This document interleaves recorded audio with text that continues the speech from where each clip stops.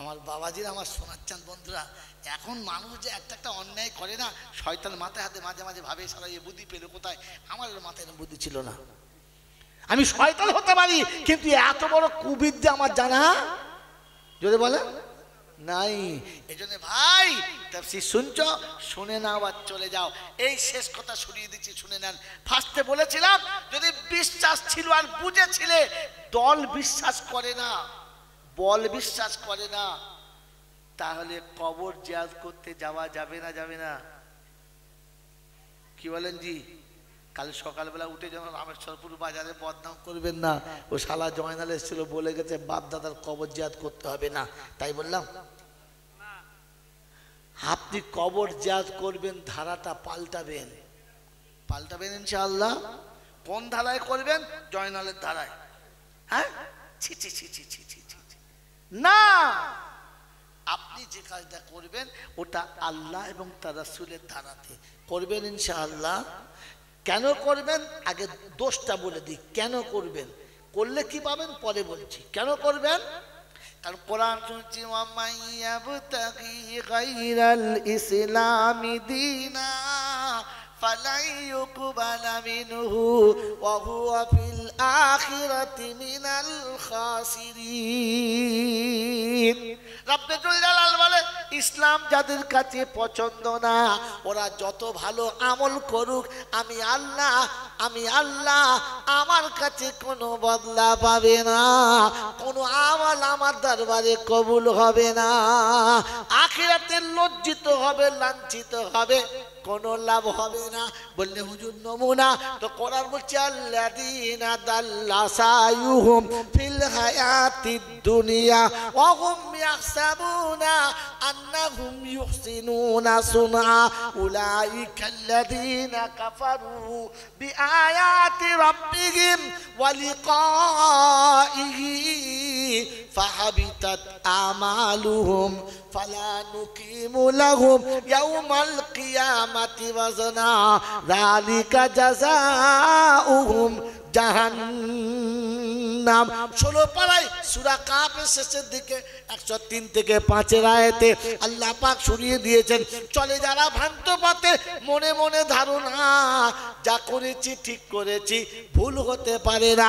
আল্লাহ বলে আমলগুলো ওজন করে দেখবো না, পচিয়ে দেবো আমলগুলো, জাহান্নাম তো ঠিকানা, আমি আল্লাহ শুনেছি জাহান্নাম ঠিকানা।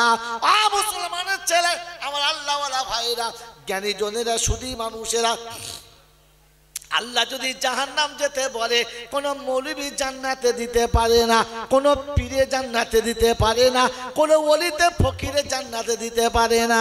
এজন্য ঠান্ডা মাথায় মেনে নেন আর বুঝে নেন, আল্লাহ যেটা বলেছে ওটাই ফাইনাল। হ্যাঁ না বলেন, ওটা ফাইনাল কিনা?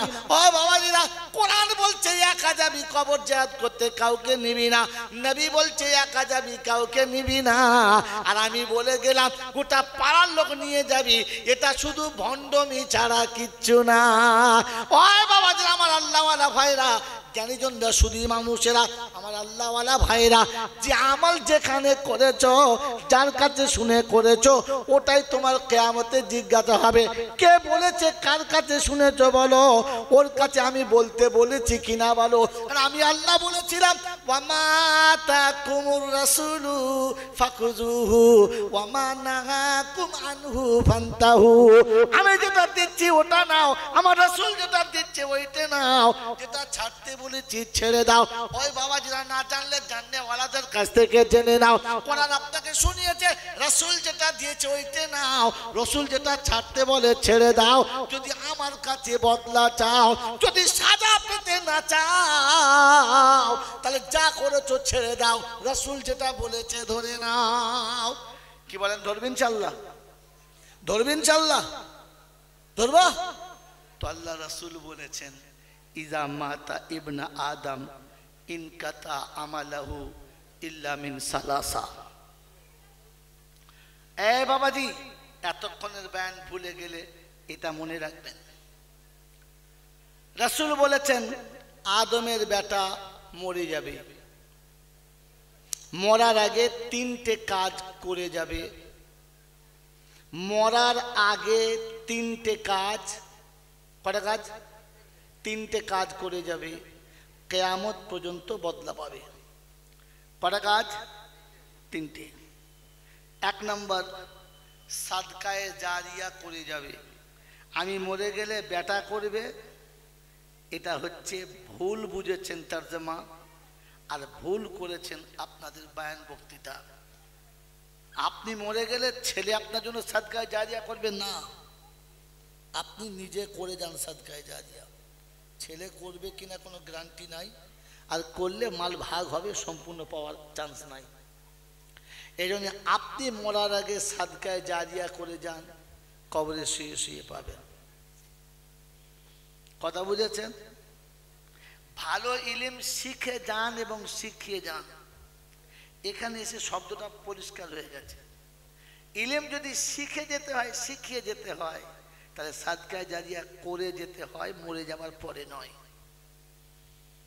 কথা বুঝে এসছে? তাহলে ভালো ইলম শিখে যান কিংবা শিখিয়ে যান। ভালো ইলম কোনটা? সেটা হচ্ছে কোরআনী ইলম। এ বিষয়ে কথা বলার সময় নেই। তো ভালো ইলম শিখে যান মানে কোরআন শিখে যান, কোরআন শিখিয়ে যান, কিয়ামত পর্যন্ত সওয়াব পাবেন।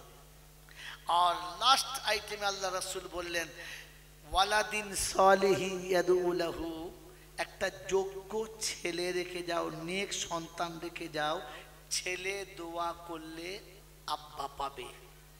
কে দোয়া করলে? ছেলে।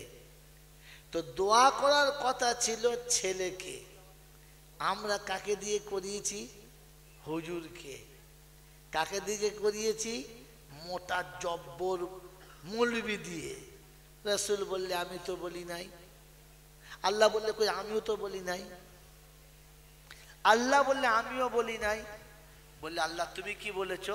তো আল্লাহ পাক শোনাচ্ছেন, রাব্বির হামহুমা, এই কথা শোনে এদিকে, রাব্বির হামহুমা কামা রব্বায়ানি সগীরা।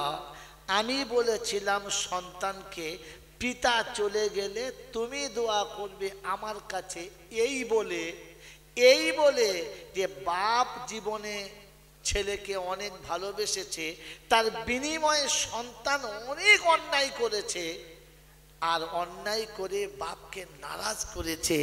যখন সন্তান এসে আব্বা বলেছে, বাপ সব ভুলে গেছে। অতএব বান্দা জীবনে অনেক অন্যায় করেছে, একবার যখন আল্লাহ বলেছে তখন আপনিও ভুলে যান আর মাফ করে দেন। আল্লাহ শেখাচ্ছেন সন্তান এসে দোয়া করবে, রাসূল শেখাচ্ছেন সন্তান দোয়া করবে। আপনার আমার মাথায় কি করে এলো যে এরা দোয়া করলে ওরা দোয়া করলে কাজ হবে? কথা মনে থাকবে ইনশাআল্লাহ। আর এই দুটো জায়গাতে ইনফিরাদি শব্দ এসেছে, এক বচন এসেছে। ও সন্তান একা যাবে, গোটা দুনিয়ার লোক ডেকে নিয়ে যাবে না। এজন্য হাদিস শুনিয়েছি, তারাক্তু ফীহি আমরাইন কিতাবুল্লাহি ওয়া সুন্নতি। আমি আল্লাহর কোরআন রেখে যাচ্ছি, আমার সুন্নত রেখে যাচ্ছি। রাসূলের সুন্নত হচ্ছে একা যাওয়া। মন থাকবে ইনশাআল্লাহ। একা যাওয়া, কাউকে নিয়ে তিনি কবর জিয়ারতে যেতেন না। তার একাধিক নমুনা দেখাচ্ছি, দেখে নেন। ওই বাবাজিরা, আমার আল্লাহওয়ালা ভাইরা, জ্ঞানীজনেরা, সুধী মানুষেরা, আমার সোনামণি মায়েরা বোনেরা, এই জন্য বলে দিয়ে চলে যাচ্ছি, শোনেন। একজন মানুষ অপরাধ করেছে, ক্ষমা চাইতে হবে।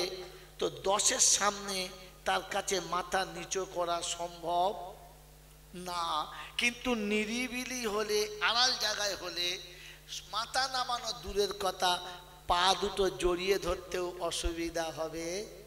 যদি বলেন না, তো আল্লাহ বলছে এত সহজ বাংলাটা বুঝতে পারলি না? গোটা দেশের লোক থাকলে তুই সব কথা বলতে পাবি না, আর আমি সবটা দিতে পাবো না। এই জন্য একা আসবি, কাউকে নিয়ে আসবি না। আল্লাহর পাক নবী সাল্লাল্লাহু তাআলা আলাইহি ওয়াসাল্লাম কবর জিয়ারত করতে একা যেতেন, কাউকে নিয়ে যেতেন না। তার একটা নমুনা শুনিয়ে দিচ্ছি।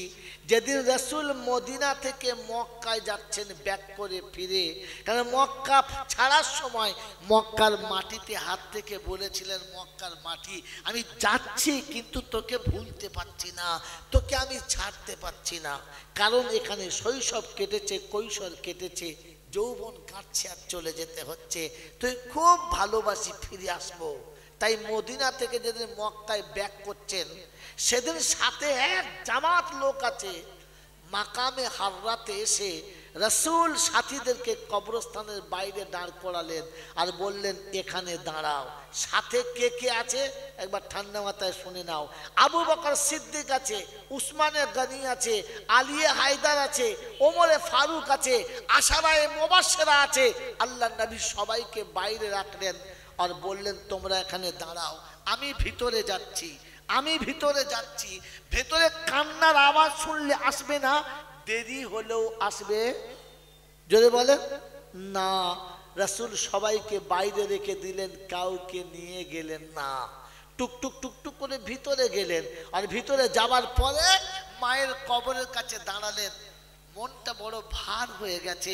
আম্মাজান আমিনার কবরের কাছে দাঁড়িয়েছেন, আর দাঁড়িয়ে মায়ের কবরে তাকিয়ে মনটা ভার হয়ে গেছে। আর বলছে, মা, এইখানে তুমি আমাকে নিয়ে এসে আব্বার কবরটা দেখাচ্ছিলে, আর বাপের কবর দেখে ফিরলাম, আর তুমিও এইখানেই বিদায় নিলে, তাই তোমার কাছে ফিরে এসেছি।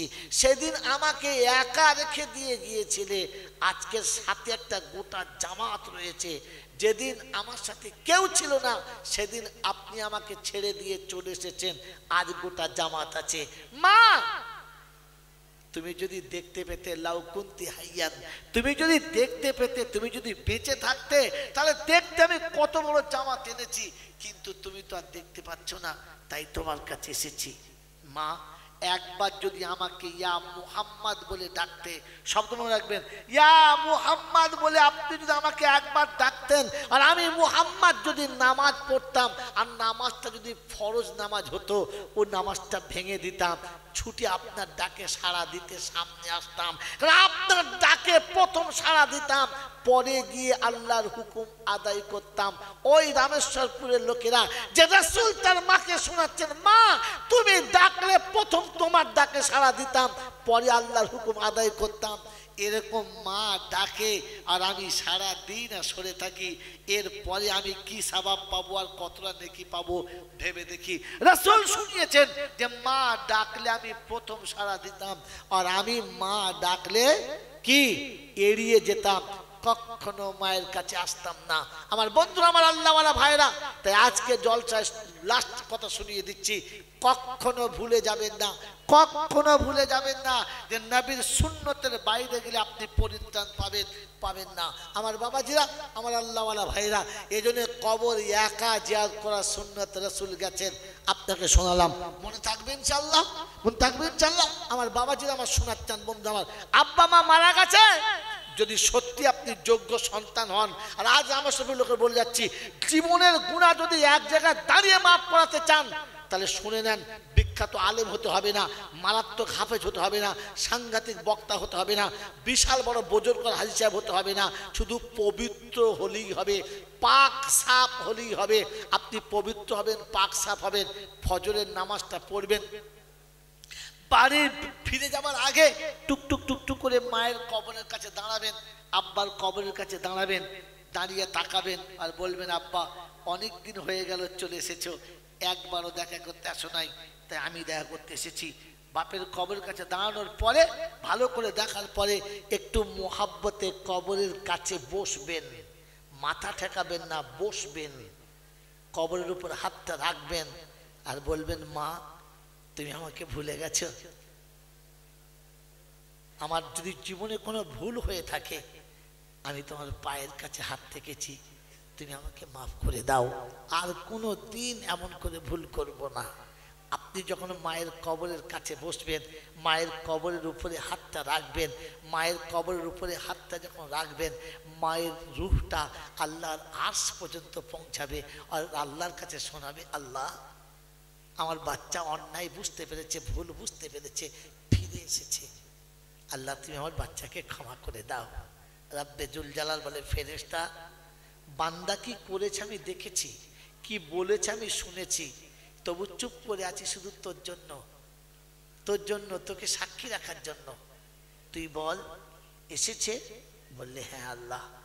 বেটা বাপের কবরের কাছে এসে হাত পেতেছে, বলে কি শোনাচ্ছে আমাকে? ও আমাকে কি বলতে চাচ্ছে?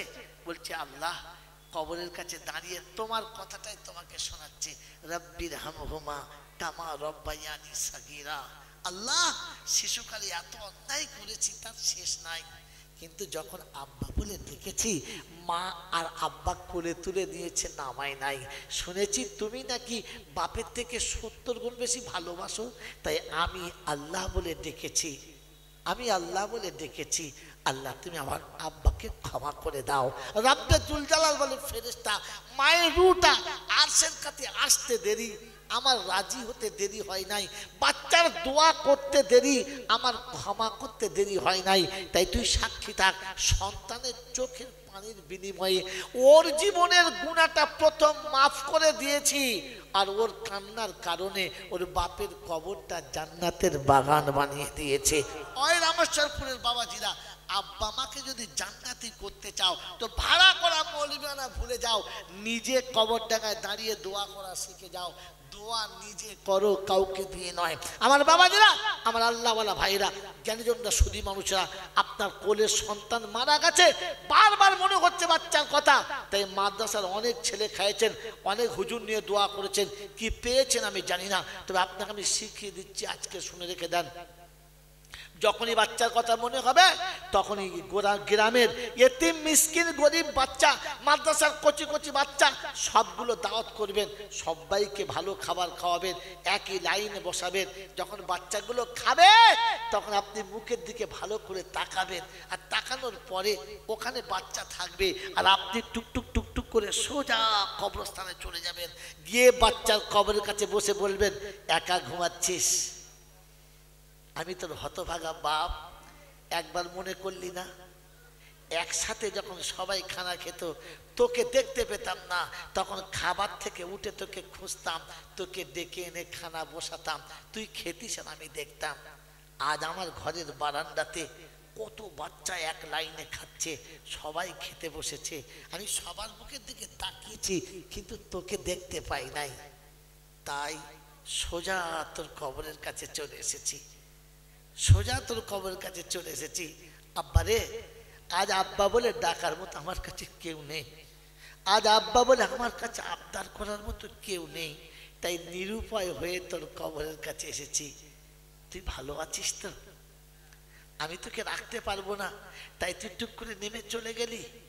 এরপরে হাতটা তুলে রবের কাছে বলুন, আল্লাহ নবী বলেছেন 3 জনের দোয়া অনিবার্য কবুল হয়। একটা পিতা মাতার দোয়া, তার 1 নাম্বার দাওয়াতুল ওয়ালিদ আলা ওয়ালাদিহি।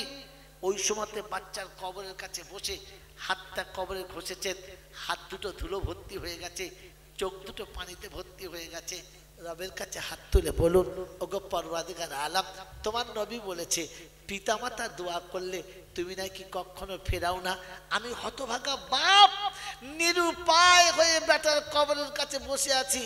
পরওয়ারদিগার আলাম, আমার জীবনে যদি কোনো একটা ভালো কাজ করে থাকি, আজকে যে বাচ্চাগুলো খাওয়াচ্ছি, একটা বাচ্চার খাওয়া যদি কবুল হয়ে থাকে, আল্লাহ আপনি আমার দোয়াটা কবুল করে নেন, আমার বাচ্চার কবরটা জান্নাতের বাগান বানিয়ে দেন। রব্বে জুল জালাল মানে ফেরেশতারা রে, বান্দা এসেছে, আজ বাপ এসেছে বেটার কবরের কাছে, আর আমি এসেছি আমার বান্দার কাছে। আজ পর্দা তুলে নে, আমি দেখতে চাচ্ছি ও বাপ বেটার জন্য কি চাইতে পারে, আর আমি রব আমার বান্দার জন্য কি দিতে পারি, ও কতটা নিতে পারে আর আমি কতটা দিতে পারি। আর চ্যালেঞ্জের মুখে এসেছি, ও নিয়ে বিরক্ত হবে, আমি দিয়ে বিরক্ত হব না, ও খালি আমার কাছে বলবে আর আমি দেবো। কারণ আমার নবী বলেছে, আমার হাবিব বলেছে, পিতা দোয়া করলে ফেরাবে না, আমি কথা দিচ্ছি ফিরাবো না। আল্লাহর দরবারে বাপ দুটো হাত তুলেছে, পরওয়ারদিগার আলম তুমি আমার বাচ্চাকে ক্ষমা করে দাও না, তুমি আমার বাচ্চাকে মাফ করে দাও না আল্লাহ। আমি হতভাগা বাপ, বাচ্চাকে কোলে রাখতে পারলাম না, যে আদর করে কপালে চুমো খেয়েছিলাম সেই আদর করে আবার তাকে গোসল করালাম। আমার বন্ধু আজকে বলে দিয়ে চলে যাচ্ছি, বাচ্চা মারা গেলে গোসল আপনি নিজে দেবেন, পাড়ার কাউকে দিতে দেবেন না।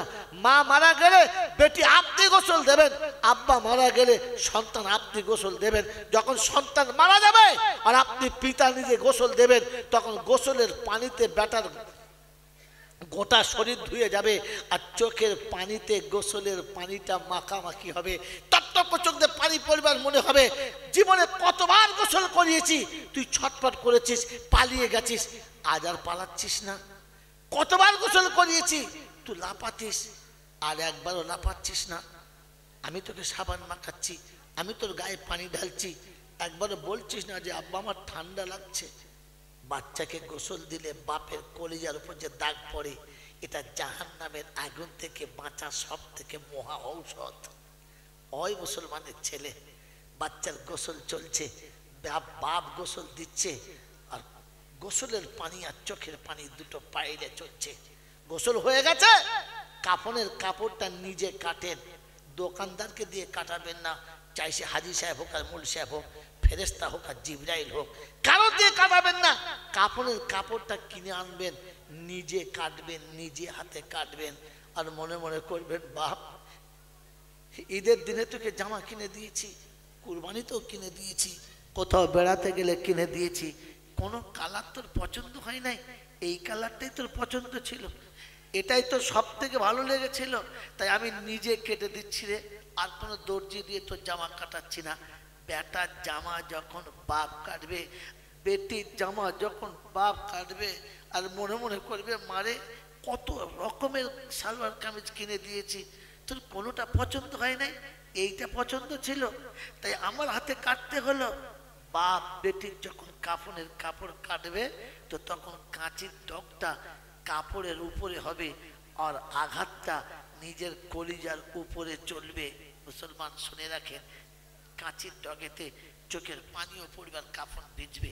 রব্বে জুল জালাল বলে, যার বাচ্চার গায়েতে বাপের চোখের পানি পড়ে আছে, যার কাপড়ের উপরে বাপের চোখের পানি পড়ে আছে, অন্ধকার কবরে জানাজার পরে তুমি প্রথম নামবে, আর বাচ্চাকে দু হাতে একা কোলে করে নেবে, একা কোলে করে নেবে, কবরে শোয়াবার আগে কবরে একবার হাত বুলিয়ে নেবে। আমার বাচ্চা শোবে, আমার বাচ্চা ঘুমাবে, যেন কষ্ট না হয়, কোনো শক্ত পাথর বা শক্ত মাটি না থাকে, তাই নিজে হাতে কবরের ভিতরটা ভালো করে একবার মুছে নেবেন, হাত বুলিয়ে নেবেন। বাচ্চাকে কবরে শুইয়ে দিয়ে মুখটা খুলে একবার আদর করে সালাম দেবেন, কপালে চুমো খেয়ে বলবেন আব্বা ঘুমা, আমি খুব তাড়াতাড়ি আসবো। তোকে বিছানায় শুইয়ে রেখে আমি যে কাজে গেছি, সেখান থেকে ছুটে খুব তাড়াতাড়ি এসেছি, তোকে ভুলতে পারি নাই, আজ তোকে শুইয়ে দিয়ে যাচ্ছি, তুই ভাবিস না তোর বাপ তোকে ভুলে গেছে, তোকে রেখে চলে যাচ্ছে, কিন্তু তোকে ভুলে যায় নাই, তোকে রেখে দিয়ে যাচ্ছে। আমার আল্লাহ ওয়ালা ভাইরা, বেটাকে বাপ খবরে শোয়াবে, বাচ্চা মেয়েকে বাপ খবরে শোয়াবে, আর আদর করে শুইয়ে দিয়ে ওখান থেকে ব্যাক আসবে। আমার বন্ধু, কবর থেকে উঠে পালাবেন না। কে খানা খেলো আর খেলো না, কার ভাত হলো আর কার হলো না, কে কি পেলো কি পেলো না, দেখবেন না, বসবেন চুপ করে, সবাই মাটি দিয়ে চলে যাবে, আপনি বসে থাকবেন, আপনি যাবেন না। সবাই যখন চলে যাবে, বেটার কবরের উপরে, বেটির কবরের উপরে, আব্বা মায়ের কবরের উপরে নিজে হাতটা বুলাবেন, আর বলবেন এখানে ঘুমা। সবাই চলে গেছে তো, আমিও চলে যাচ্ছি, কিন্তু তোকে ভুলে যাই নাই, তোর ব্যথা বুকে ভরে নিয়ে যাচ্ছি, তুই একা ঘুমা, কথা দিচ্ছি আমি খুব তাড়াতাড়ি আসবো, কেউ আসার আগে আমি আসবো, কারোর আসার আগে আমি আসবো।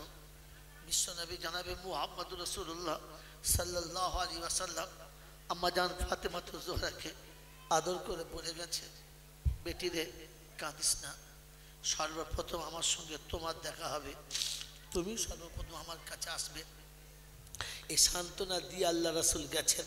ফাতেমা জোহরার যেখানে চোখ ভরা পানি ছিল, ওখানে তিনি পানি বন্ধ করলেন। আম্মা জান আয়েশা জিজ্ঞাসা করলেন, ফাতেমা ডুকরে ছেলে বুক ফাটা কান্না নিয়ে ফের গেলে আর বাপের কাছ থেকে কি শুনিয়েছে, চুপ করে গেলে। আম্মা জান ফাতেমা জোহরা শুনিয়েছেন, আব্বা বলে গেছেন আমার সঙ্গে আমার আব্বার প্রথম দেখা হবে, আমার সঙ্গে আমার আব্বা প্রথম সাক্ষাৎ করবে, তাই আমি সান্ত্বনা পেয়ে গেছি, ভুলে গেছি। আপনি আপনার বাচ্চাকে কবরে রাখুন, মাকে কবরে রাখুন, আর কবরে চুমো খেয়ে বলেন, মা আমাকে ফেলে চলে যাচ্ছিস তো, আজ থেকে আর কাউকে মা বলার মতো আমার থাকবে না। আজ থেকে জীবনে মা বলে 1000 বার ডাকবো, কিন্তু কেউ সাড়া দেবে না। তবুও তোকে বলে যাচ্ছি আমি আসবো, আমি ভুলবো না। রব্বে জুল জালাল বলে, ফেরেশতারা তুই তাকিয়ে দেখ, শুনে রাখ, কেমন করে বাচ্চা বসেছে বাপের কবরের কাছে, কেমন করে বাপ বসে আছে বাচ্চার কবরের কাছে। ওই বাপ বেটার কবরের কাছে যতক্ষণ বসে আছে ততক্ষণ ও আমার রহমতের ছত্র ছায়াতে বসে আছে। আল্লাহ পাক রব্বুল আলামিন বলেন, ওই বাচ্চার চোখের পানির বিনিময়ে বাচ্চার জীবনের গুনাহ মুছে দিয়েছি, আর বাপের কবরটাও জান্নাতের বাগান বানিয়ে দিয়েছি। এজন্য আল্লাহ নবী শুনিয়েছেন, সন্তান তুমি দোয়া করবে, আল্লাহ শোনাচ্ছে বাচ্চা তুমি দোয়া করবে, কাউকে পাঠাবে না। এই মুসলমান, আজও পর্যন্ত বাপের কবরের কাছে দোয়া চাইতে পারলাম না। কাকে ভাড়া করে নিয়ে গেছে, কাকে সাথে করে নিয়ে গেছি, কাকে দিয়ে দোয়া করাচ্ছি? আমার বন্ধু, আমার আল্লাহওয়ালা ভাইরা, জ্ঞানীজনরা, বুদ্ধিজীবীরা, এই জন্য আজ থেকে নিয়ত করি আমি দোয়া একা করবো ইনশাআল্লাহ, করবে ইনশাআল্লাহ। এই জন্য আল্লাহ নবী বলেছেন, কোন আলিমা ও মুতাআল্লিমা, আলিম কিংবা তালিবে ইলম হও, এটা সেই কারখানা যেখান থেকে আপনার সন্তান বড় হলে আপনার জন্য দোয়া করতে পারে, যেখান থেকে আপনার সন্তান বড় হলে আপনার কবরের কাছে যেতে পারে, যেখান থেকে আপনার সন্তান বড় হলে আপনার জন্য আল্লাহর কাছে ফরিয়াদ করতে পারে। আমার আল্লাহওয়ালা ভাইয়েরা, আমার জ্ঞানীজনরা, সুধী মানুষরা, আমার সোনামণি মায়েরা, বোনেরা, আল্লাহ পাক আপনাকে আমাকে ভাবার তৌফিক দান করুন, বলুন আমিন। বলেন, এই কারখানা আপনার আমার বাঁচানো দরকার, হ্যাঁ না না? বলেন, বাঁচানো দরকার, হ্যাঁ না না? আমার বন্ধু, আমার আল্লাহওয়ালা ভাইরা, এখানকার যত ওলামারা আছে তাদের তাওয়াক্কুল আল্লাহর উপরে পাক্কা আছে, তাই তো 200 বাচ্চা ভর্তি নিয়েছে। আমি তো 10টা বাচ্চা খাওয়াতে আমার মাথা ঘুরে যায়। 10টা বাচ্চা হলে আমার কপালের ঘাম শুকায় না। মাঘ মাসে শীত কপাল দিয়ে দরদর করে ঘাম আসে। যারা 200 বাচ্চা ভর্তি নিয়েছে তাদের অবস্থা কি হয়ে আছে? সারাদিনে 5 কেজি চাল সিদ্ধ করলে বাড়িওয়ালার মাথা খারাপ হয়। প্রতিদিন 5 কেজি চাল লাগছে, কি করে সংসার চলবে রে বাবু? 5 কেজি চাল, হ্যাঁ না বলেন? 5 কেজি চালের খরচা হলে মাথা ঘুরে যায়। যেখানে 50 কেজি চাল লাগে, 50 কেজির চাল এক এক বেলাতে লাগে, বলেন না সেখানকার মানুষের অবস্থা কেমন হয়? তারা কি করে সংসার চালায়? চালানোর মালিককে আল্লাহ। এই ভরসা রেখে তারা আজও পর্যন্ত এগিয়ে চলেছে। আমরা কমপক্ষে তাদের সাথ দেবো ইনশাআল্লাহ। বলেন, দেবো ইনশাআল্লাহ, দেবো ইনশাআল্লাহ। তো বলেন, এই মাদ্রাসার জন্য আর এতিম বাচ্চাদের মুখে দুমুঠো ভাত তুলে দেওয়ার জন্য, যাদেরকে দুমুঠো খাওয়ানোর পরে আপনি দোয়া করলে আল্লাহ মকবুলের খাতায় নেবে, বলেন ওই বাচ্চাদের মুখে দুমুঠো ভাতের জন্য মাদ্রাসার এতগুলো কাজ বাকি আছে, তার জন্য বলেন কোন কোন বন্ধু আছেন মাসে মাসে 1টা করে 1000 টাকা দেবেন? হ্যাঁ, বলেন কোন কোন বন্ধু আছেন 1টা করে 1000 টাকা দেবেন? তাড়াতাড়ি হাত তোলেন, দেরি করেন না। বাবাজিরা, মাসে 1টা 1000 টাকা দেবে? বলছে হুজুর অনেক চাপ হচ্ছে, 1000 টাকা মাসে মাসে পারা যাবে না। কি খুব চাপ হচ্ছে? খুব বেশি চাপ হচ্ছে? কি বলে, খুব বেশি চাপ হচ্ছে? বাবাজি, আমার সন্তানের সারা জীবনের ভালোবাসার বিনিময়ে, আমার সন্তানের সারা জীবনের শান্তির বিনিময়ে 1টা 1000 টাকা খুব চাপ হয়েছে, খুব বেশি চাপ হয়ে গেছে।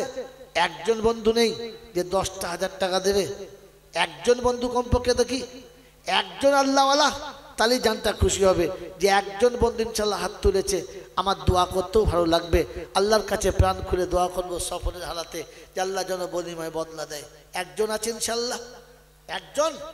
একবারে না পারলে 10 বারে দেবে, একবারে না পারলে 10 বারে দেবে, 1 বছর ধরে শোধ করবে। আছে কোনো বন্ধু ইনশাল্লাহ? আছে আল্লাহওয়ালা? একজন নাই? আলহামদুলিল্লাহ। বললে হুজুর একজন ইশারা করে বলেছে যে বিনা নামে, নাম বলবেন না, বাকি আমি 10,000 টাকা দেবো। একবার তাকবীর দেন তো দেখি, নারায়ে তাকবীর। এরা টাকাও দেবে না, আওয়াজও দেবে না। ফেরেশতা বলছে নামটা লিখবো কোথায়, লিখবো কি করে? কমপক্ষে আওয়াজটা দিয়ে তো শরীর হন যে নারায়ে তাকবীর। আমার আল্লাহওয়ালা ভাইয়েরা, জ্ঞানীজনরা, সুধী মানুষেরা, আমার সোনামণি মায়েরা, বোনেরা, 10টা 1000 টাকার কথা বলেছি। গোপনে একজন বলেছে, ওপেন একজন বলুক, একটা জোড়া, ওয়াখালাকনাকুম আজওয়াজা, একটা জোড়া, বেশি নয় একটা জোড়া। তাড়াতাড়ি বলেন ইনশাআল্লাহ। এ বাবাজিরা, আল্লাহওয়ালা ভাইরা, একটা জোড়া